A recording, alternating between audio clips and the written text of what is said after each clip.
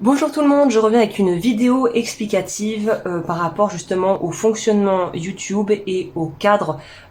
on pourrait dire qu'impose YouTube à partir du moment où on décide de créer du contenu et de devenir entre guillemets YouTuber, que ça soit de façon amatrice ou de façon professionnelle, sachant que moi je me place dans la deuxième catégorie puisque YouTube est un des moyens de communication que j'utilise, une plateforme que j'utilise pour faire connaître mon travail et pour pouvoir développer mon activité professionnelle. Mais il faut savoir que l'on soit du côté créateur du contenu ou du côté, on va dire, consommateur, même si c'est pas un très joli mot, de ce contenu et qu'on est soi-même qu'on regarde YouTube des vidéos à titre personnel sans forcément être de l'autre côté à vouloir en fait créer son propre contenu, donc qu'on soit abonné ou simplement visiteur, en tout cas consommateur de vidéos YouTube ou qu'on soit créateur de vidéos YouTube, la logique est la même. Et c'est vrai que je trouve que finalement on se perd un peu, surtout que YouTube, à la base, quand ça a été développé, cette plateforme, ce n'était pas ce que c'est devenu actuellement. Ça a pris de l'envergure, ça a pris une autre tournure, on pourrait dire. Certains aiment, certains déplorent justement le cadre dans lequel la plateforme évolue et déplorent, on pourrait dire peut-être certaines règles tacites qui ne sont pas dites, mais qui sont sous-jacentes et qui peuvent gêner peut-être des personnes qui justement regardent des vidéos juste à titre personnel et qui ne sont pas dans l'optique de vouloir créer sur YouTube ou être sur YouTube en tant que créateur. Donc là je m'adresse plutôt du coup aux personnes qui tomberaient sur mes vidéos ou qui regarderaient mes vidéos, et je voulais mettre au clair quelque chose effectivement qu'on ne dit pas mais qui est devenu un petit peu comme une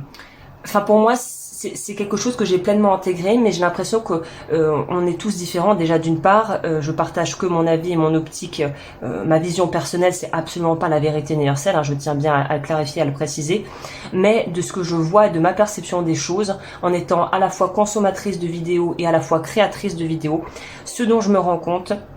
c'est que YouTube a évolué, comme toute chose qui, si on se le souhaite, évolue, parce que si on n'évolue pas, c'est qu'on stagne. Donc c'est dans le cours des choses que la plateforme change, grandisse et se transforme. C'est tout à fait normal, enfin en tout cas pour ma part, je trouve ça tout à fait normal que ça évolue avec le temps et que ça reste pas figé dans le temps. Par contre, c'est vrai qu'avec les années, YouTube a intégré la monétisation des vidéos. YouTube est devenu une plateforme qui est devenue exponentielle, qui a explosé au niveau de sa notoriété et qui est quelque chose qui est maintenant complètement démocratisé, qui fait presque partie des mœurs à l'heure actuelle où j'enregistre. Et il faut savoir que YouTube est aussi devenu un outil de promotion et on va dire un outil marketing pour pouvoir en fait vendre du contenu. Et c'est là où j'en viens au cœur du message, c'est que pour ma part je trouve que c'est très hypocrite les YouTubeurs, quelles que soient les catégories dans lesquelles ils exercent, et les YouTubeuses, de dire moi je ne monétise pas ma chaîne, et qui par contre en description ou en fin de vidéo vont promouvoir par exemple leur boutique en ligne, leur site web de formation ou tout autre finalement service ou produit qu'ils vendent. Alors certes, ils ne monétisent pas les vidéos, c'est-à-dire qu'ils ne touchent pas de revenus de Google, YouTube AdSense pour le travail fourni, mais qu'ils vont quand même utiliser la plateforme à des fins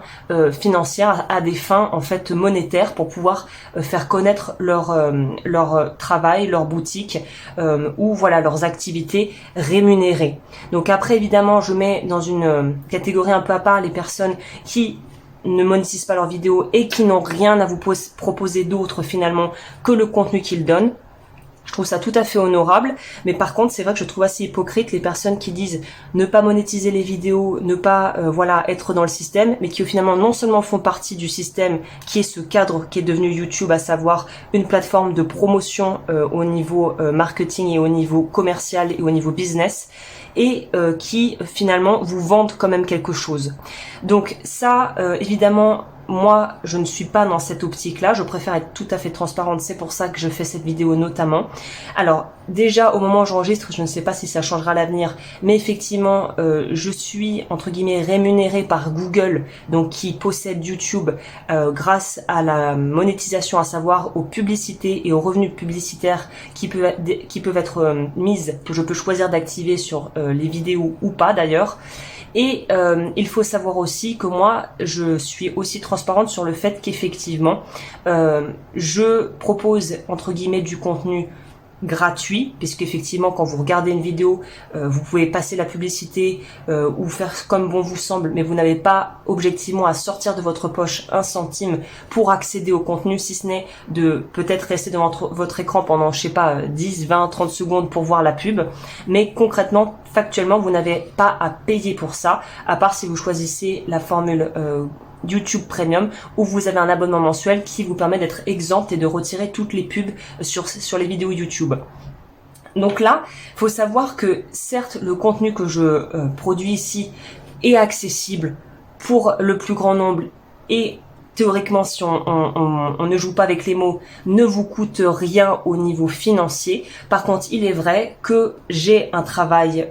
qui est donc que je promeus plutôt, grâce à des réseaux et des plateformes comme YouTube, comme Instagram ou comme Facebook, même si j'y vais quasiment jamais, et d'autres outils de ce genre. Donc voilà, ce que je voulais vraiment mettre au clair, c'est qu'effectivement, c'est un outil de promotion. YouTube, pour moi, j'utilise la plateforme YouTube pour partager du contenu voilà, de façon gratuite, mais effectivement c'est aussi un outil commercial, puisque c'est ce qui me permet de pouvoir, entre guillemets, attirer à moi des personnes qui seraient susceptibles de devenir des potentiels clients en accompagnement privé, ou pour pouvoir en fait aussi développer mon audience et pouvoir servir agrandir, on pourrait dire, mon réseau, pour pouvoir développer et faire passer mon message à plus grande échelle quand je propose des vidéos plutôt sur la chaîne L'eau du feu coaching holistique, du coup, où j'ai une approche coaching, où je fais des podcasts, où là techniquement j'ai pas grand chose à vendre, puisque l'autre chaîne est vraiment purement dans une approche de développement personnel, et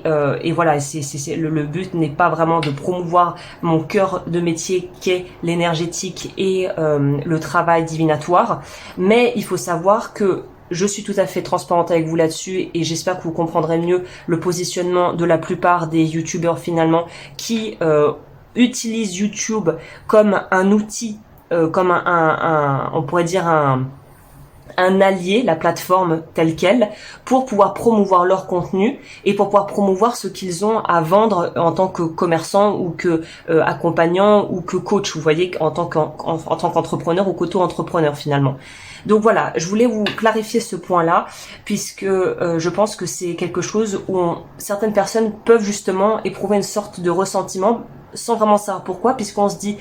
c'est gratuit, mais en même temps, au fond, la règle tacite du cadre YouTube tel qu'il est à l'heure actuelle, c'est gratuit, mais c'est aussi un moyen de pouvoir promouvoir du contenu payant derrière. Et ça, les gens ont du mal parfois à le voir, et moi je suis tout à fait ok avec ça. Et quand je regarde des vidéos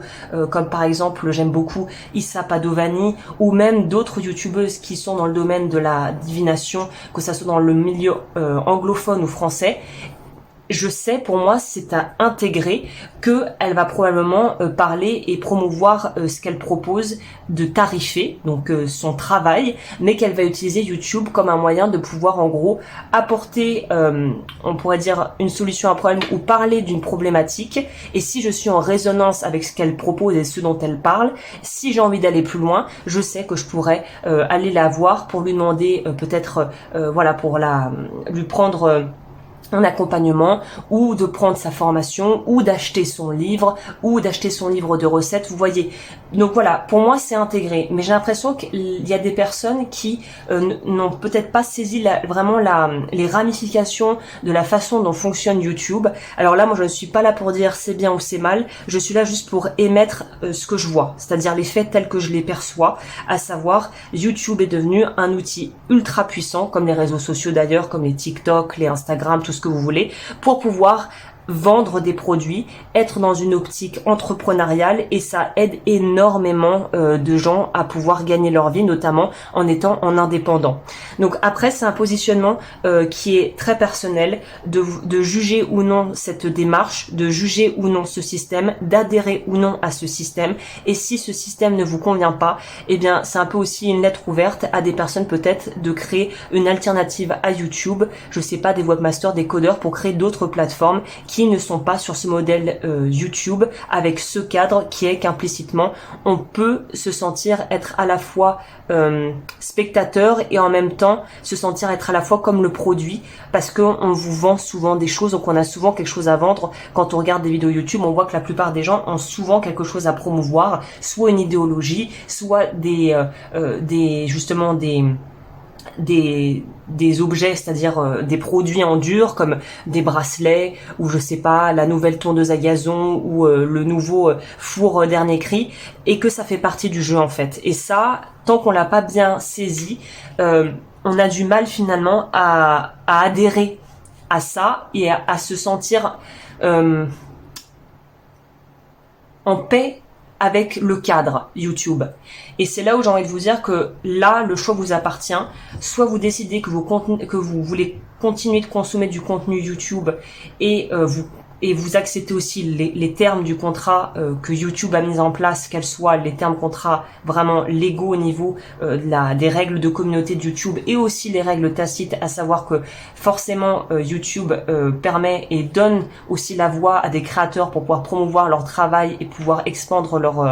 leur entreprise. Soit vous prenez le parti que vous n'adhérez absolument à rien de tout ça, et dans quel cas, j'ai envie de vous dire qu'il faut quitter YouTube pour trouver une autre plateforme si ce cadre et ces règles ne vous conviennent pas en fait. Donc moi, je suis dans le système puisque j'ai accepté les conditions de YouTube. Le système me permet aussi de développer des activités corrélaires et de pouvoir continuer à tout simplement pouvoir avoir une activité professionnelle finalement et de pouvoir subvenir à mes besoins et de pouvoir avoir comme monsieur ou madame tout le monde un emploi et de quoi pouvoir vivre tout simplement financièrement. Mais j'ai aussi pris le parti de développer Patreon, qui est une plateforme qui est d'abonnement donc mensuel, mais où là il n'y a pas de pub et on n'est pas régi, on n'est pas sous la gouverne du cadre YouTube où on est dans la promo de services ou de choses comme ça. Patreon, c'est quelque chose qui permet aussi de développer d'autres contenus et de créer une communauté aussi peut-être un peu plus restreinte, mais avec qui on évolue, on peut partager de façon beaucoup plus